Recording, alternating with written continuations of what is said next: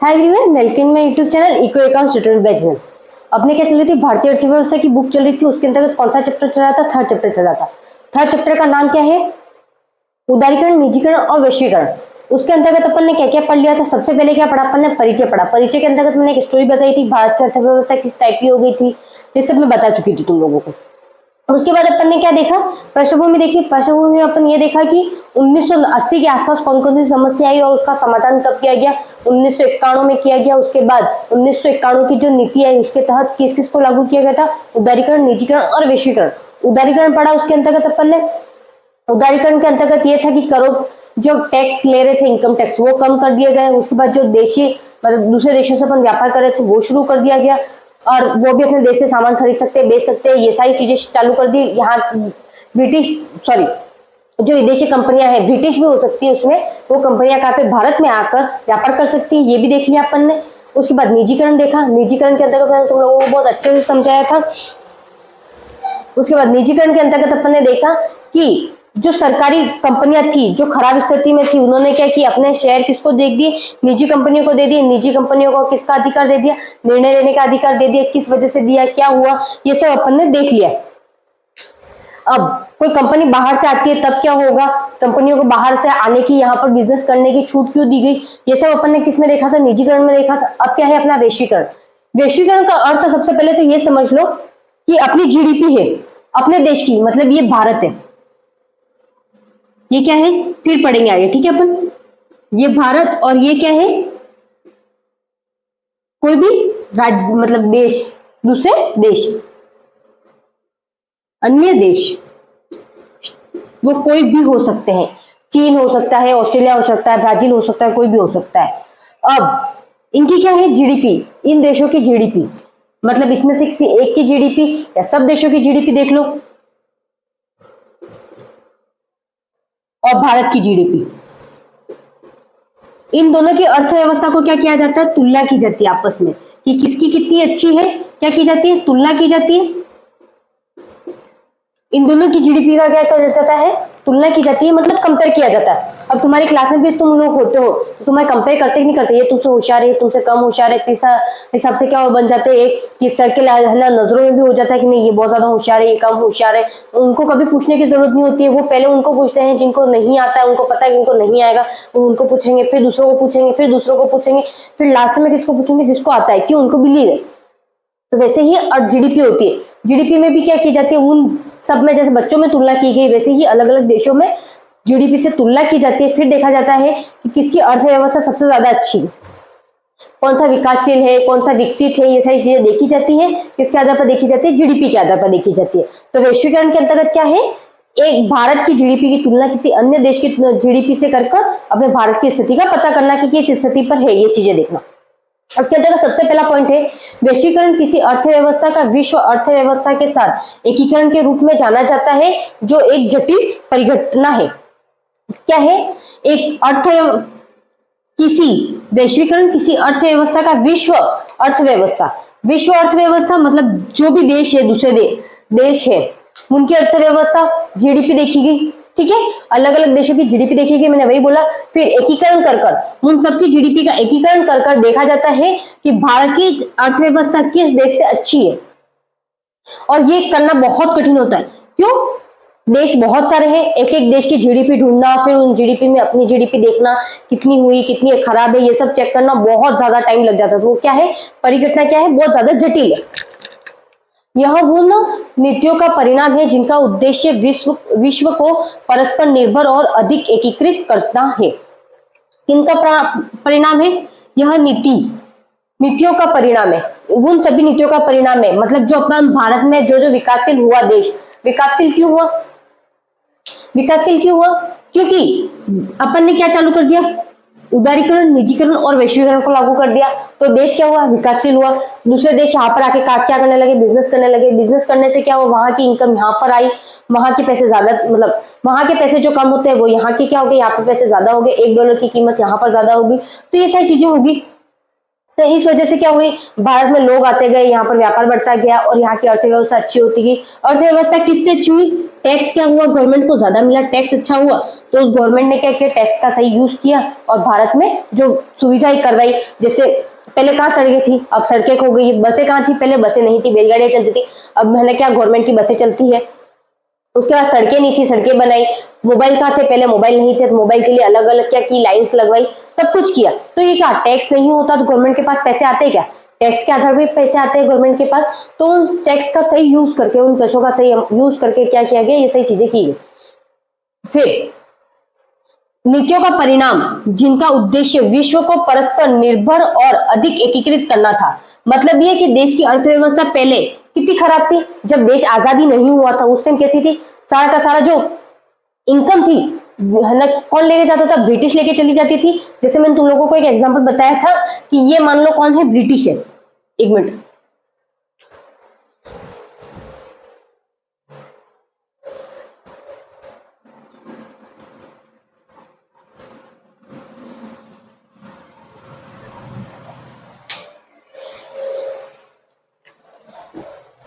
ये कौन है, ब्रिटिश, ये ब्रिटिश है। अब ये यहां से, मतलब यहां से कोई भी सामान यहां पर ले जाते तो कहां से, पानी से ले जाते, तो यूं सोच लो कि ये रुमाल है, अगर मैं इस रुमाल को यहाँ पर निचोड़ू ही नहीं, मतलब पानी में भिगोया है, निचोड़ू नहीं और सारा का सारा यहाँ निचोड़ू, उसका मतलब सारा का सारा प्रॉफिट कहाँ हो रहा था, यहाँ पर हो रहा था। मैंने तुम लोगों को ये एग्जाम्पल बताया था। तो यहाँ पर यही बोल रहा है कि निर्भर, विश्व को परस्पर निर्भर, मतलब अगर सारे देश एक साथ मिलकर काम करेंगे तो देश क्या होगा, बहुत ज्यादा अच्छा होगा। जैसे अपने राज्य है, राज्य भी सारे एक साथ मिलकर काम करें, सब एक जैसी स्थिति में हो, सब जगह एक जैसी कृषि हो, सब जगह एक जैसी फैक्ट्रियां हो, कहीं रोजगार की कमी नहीं हो, तो क्या होगी, अर्थव्यवस्था बहुत ज्यादा अच्छी होगी। तो वैसे ही सारे देशों की तुलना की जाती है, सारे देशों की अर्थव्यवस्था अच्छी होनी चाहिए। तो फिर क्या हुआ, परस्पर निर्भरता। और भारत, ब्रिटिश किस पर निर्भर हो गया था, पूरा का पूरा भारत पर निर्भर हो गया था। किस पर निर्भर हुआ, भारत पर निर्भर हुआ, बट प्रॉफिट किसको लेता गया, ब्रिटिश लेता गया, सारा प्रॉफिट किसने लिया, ब्रिटिश ने लिया। प्रॉफिट इसने भारत को नहीं दिया, पर निर्भर किस पर था, भारत पर था, क्योंकि यहाँ पर बड़ी बड़ी फैक्ट्रियां थी, बड़ी बड़ी फैक्ट्रियों से सामान बहुत ज्यादा मात्रा में बनता था, तो उनको बाजार की जरूरत थी। बाजार किसके पास था, भारत पर था। भारत के पास था या नहीं था, भारत में था बाजार। अब भारत में बाजार था तो उसके लिए ब्रिटिश को क्या करना था, किस पर निर्भर हो गया, भारत पर निर्भर हो गया। और भारत क्या था, ब्रिटिश पर निर्भर नहीं था, भारत को तो वैसे ही लूटा जा रहा था। तो इसको निर्भर बनाने के लिए और अधिक एकीकृत करने के लिए, मतलब भारत में जो अर्थव्यवस्था खराब हो गई थी उसको सही करने के लिए उदारीकरण, निजीकरण और वैश्वीकरण को लागू किया गया। और इससे पता चला कि दूसरे अन्य देश थे, अन्य देशों से भारत की जीडीपी कितनी खराब हो गई है, कितनी अच्छी है, धीरे धीरे बेहतर हो रही है, नहीं हो रही है, विकसित की ओर है कि नहीं, ये सब किसके आधार पर देखा जाता है, जीडीपी के आधार पर देखा जाता है। इसके अंतर्गत आर्थिक, सामाजिक और भौगोलिक सीमाओं के अतिक्रमण की गई गतिविधियों को और नेटवर्कों का सृजन होता है। किसके अंतर्गत, इसके अंतर्गत आर्थिक, आर्थिक का मतलब क्या है, अपन जैसे रोजाना काम करते हैं आर्थिक तौर पर, सामाजिक जो अपने समाज के अंतर्गत काम होता है, और भौगोलिक अपने जियोग्राफी पढ़ी है, जियोग्राफी में क्या पूरा भारत आ गया, भारत की पूरी जियोग्राफी है, उसके अंतर्गत अपन जहां जहां जो फैक्ट्रियों से काम कर रहे हैं, जहां कोई अच्छी चीज है तो वहां पर उसके हिसाब से कर रहे हैं।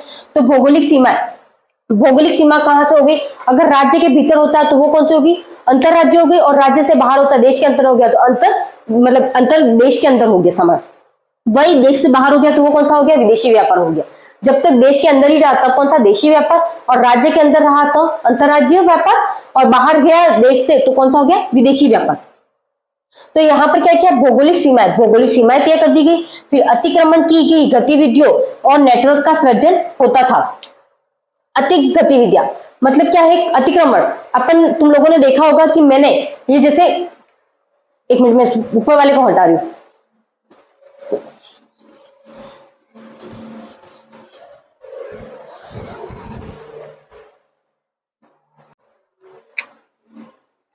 क्या हो रहा है, अतिक्रमण। जैसे ये कोई भूमि है, क्या है, भूमि है, कहीं पर भी हो सकती है भूमि, तुम जहां रहते हो वहां की भूमि मान लो। ये भूमि किसकी है, भूमि किसकी है, राजेश की भूमि है। किसकी है, राजेश की भूमि है। नाम किसका चल रहा है, राजेश का चल रहा है। नाम किसका चल रहा है इस भूमि पे, राजेश का चल रहा है। मतलब जो रजिस्ट्री है वो किसकी है, किसके नाम पर है? भूमि की राजेश के नाम पर है। बट यहाँ पर राजेश नहीं रह रहा है, और जो घुमंतु काश्तकार आते हैं या फिर दूसरे बंजारे ऐसी जातियां जो है ना, यहाँ पर क्या कर रही है, जो गरीब लोग है वो यहाँ पर क्या कर रहे हैं? कब्जा कर रहे हैं। क्या कर रहे हैं? कब्जा करके रह रहे हैं यहाँ पर।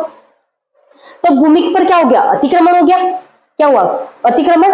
अतिक्रमण गतिविधियों और नेटवर्क का सृजन होता था, मतलब जहां भूमि उनकी नहीं है वहां पर भी अतिक्रमण कर दिया जाता था कि भूमि हमारी है, उसको गैर कानूनी तौर पर यूज करने लग जाते थे, तो वो सारी चीजें हो रही थी।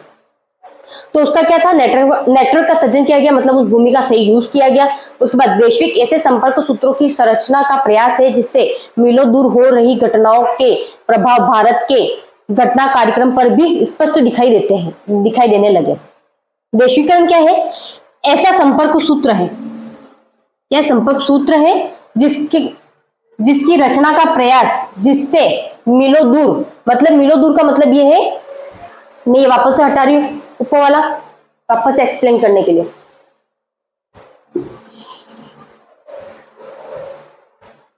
एक मिनट हो।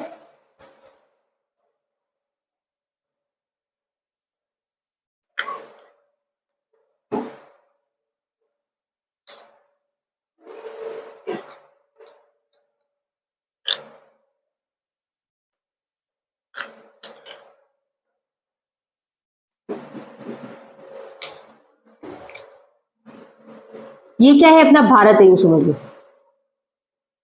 ये क्या है? अपना भारत है। बना नहीं भारत की तरह, वो मुझे भी पता है, बट ये क्या है? भारत है। भारत के इस साइड ऊपर क्या है? नेपाल है, नेपाल। और इस साइड क्या है? पाकिस्तान और अफगानिस्तान। पाकिस्तान और अफगानिस्तान ऊपर है इतना। ये चलो पास पास में, ठीक है। बट ये जो है क्या है? कनाडा सोच लो। अब भारत से कनाडा की दूरी बहुत ज्यादा है, मतलब मीलों की दूरी है, उसको गिना भी नहीं जा सकता, मीलों में दूरी है। क्या है? दूरी जो है वो क्या है? मीलों में दूरी। मीलों में दूरी है। तो अगर यहां पर कर्नाटक में कोई गतिविधि हो रही है, क्या हो गया? जैसे अभी कोरोना आया था, कोरोना कहां हुआ? आया था चीन से आया था भारत में। सब जगह कहां से गया था? चीन से ही गया था कोरोना। कोरोना के सबसे ज्यादा केसेस वहीं थे। बट कोरोना के जो चीन से कहां आया? दूसरे देशों में तो आया, उसका प्रभाव दिखाई दिया या नहीं दिखाई दिया? कोरोना का प्रभाव दिखाई दिया। तो वैसे ही अगर कर्नाटक में अगर कोरोना आता तो उसका प्रभाव भी कहां दिखाई देता? भारत में दिखाई देता, कहीं अन्य देशों में दिखाई देता। तो इसके कहने का मतलब यही है कि भारत के घटनाक्रम पर भी स्पष्ट दिखाई देता है, मतलब ये जो प्रभाव का किसका? चीन। अभी जैसे युद्ध होंगे, अपने तृतीय युद्ध की बात चल रही है, तो युद्ध हुआ अगर, तो क्या हुआ? उसका प्रभाव सभी देशों पर दिखाई देगा या नहीं दिखा? भारत पर तो दिखाई देगा ही दिखाई देगा, साथ में दूसरे देशों पर भी दिखाई देगा। तो उसके कहने का यही मतलब है, अगर वैश्वीकरण के अंतर्गत किसी एक देश, विशेष देश में है ना, क्या होगा है कि कुछ घटना घटित, उसका प्रभाव क्या होता है? दूसरे देशों पर भी दिखाई देता है। अगर कहीं युद्ध से देख लो, उसके बाद कोरोना में देख लो, अभी अगर कुछ और बीमारी आती है तो उसमें भी देख लेना तुम लोग। अगला क्या है? यह समग्र विश्व को एक बनाने या सीमा मुक्त विश्व की रचना करने का प्रयास है। इसका अंतर क्या है? यह समग्र विश्व मतलब पूरा का पूरा, तुम लोगों ने क्या वर्ल्ड का नक्शा देखा है, वो पूरा का पूरा क्या आ गया? पूरा देश। वर्ल्ड जियोग्राफी, ठीक है। पूरी वर्ल्ड जियोग्राफी तुम लोगों ने देखी। अब वर्ल्ड जियोग्राफी के अंतर्गत पूरी की पूरी वर्ल्ड जियोग्राफी आ गई। वर्ल्ड जियोग्राफी के अंतर्गत क्या बोल रहा है? समग्र विश्व, मतलब ये पूरा क्या है? विश्व भौगोलिक स्थिति है, एक बनाने या सीमा मुक्त विश्व की रचना करने का प्रयास किया गया। इसका मतलब यह है कि यहाँ पर ये क्या है? पूरा वर्ल्ड है। वर्ल्ड में यहाँ पर देखो, यहाँ पर देखो, यहाँ पर देखो, यहाँ पर देखो, अलग अलग देश लगे हुए, ऐसे ही बहुत सारे देश है। तब इनकी सीमा तो क्या हो रही है? इसकी सीमा यहाँ पर ही खत्म हो रही है, इसकी सीमा यहाँ पर ही खत्म हो रही है, इसकी सीमा यहाँ पर भी खत्म हो रही है, इसकी सीमा यहाँ खत्म हो रही है। ये है। अब क्या किया गया? यहाँ पर ये जो सीमा है उसको नष्ट करके बिजनेस करने की क्या की गई है? कोशिश की गई है। और यहाँ के अगर प्रॉफिट मिल रहा है, इस देश को प्रॉफिट मिल रहा है, कनाडा को प्रॉफिट मिल रहा है, तो उसका प्रॉफिट भारत को भी मिलना चाहिए। अगर भारत में कुछ चीज चल रही है तो उसका कहाँ पर प्रभाव दिखाई देना चाहिए? दूसरे देशों में भी प्रभाव दिखाना चाहिए। तो इसकी रचना का क्या किया गया है? प्रयास किया गया। यह समग्र विश्व को एक बनाने या सीमा मुक्त विश्व की रचना करने का प्रयास है। सीमा मुक्त मतलब मैंने जैसे बोला कि ये पूरा देश है और इसके अंतर्गत क्या है, अलग अलग क्या है, देश है। ये पूरा विश्व है और उसके अंतर्गत क्या है, अलग अलग देश है। तो इनकी ये जो सीमा है उसको क्या करना है, मुक्त करना है, और कोई भी व्यापार कर सकते हैं। और यहाँ पर जो शुल्क लगती है उसे भी चाहे तो अपन हटा सकते हैं और ना चाहे तो ना हटाएंगे तो अपने देश का विकास नहीं होगा। बट इसको क्या है, पूरे वर्ल्ड को एक ही मानकर चलने की बात की गई है। इसके अंतर्गत क्या की गई, रचना की बात की गई है। तो एक बार स्क्रीनशॉट ले लो।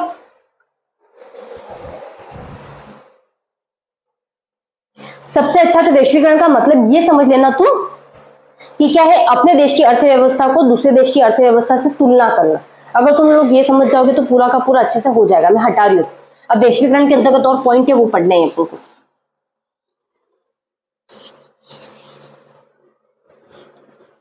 ये जो पढ़ा वो अपन ने क्या पढ़ा, वैश्वीकरण का पढ़ा। वैश्वीकरण के अंतर्गत अभी भी पॉइंट बाकी है, वो पढ़ने हैं।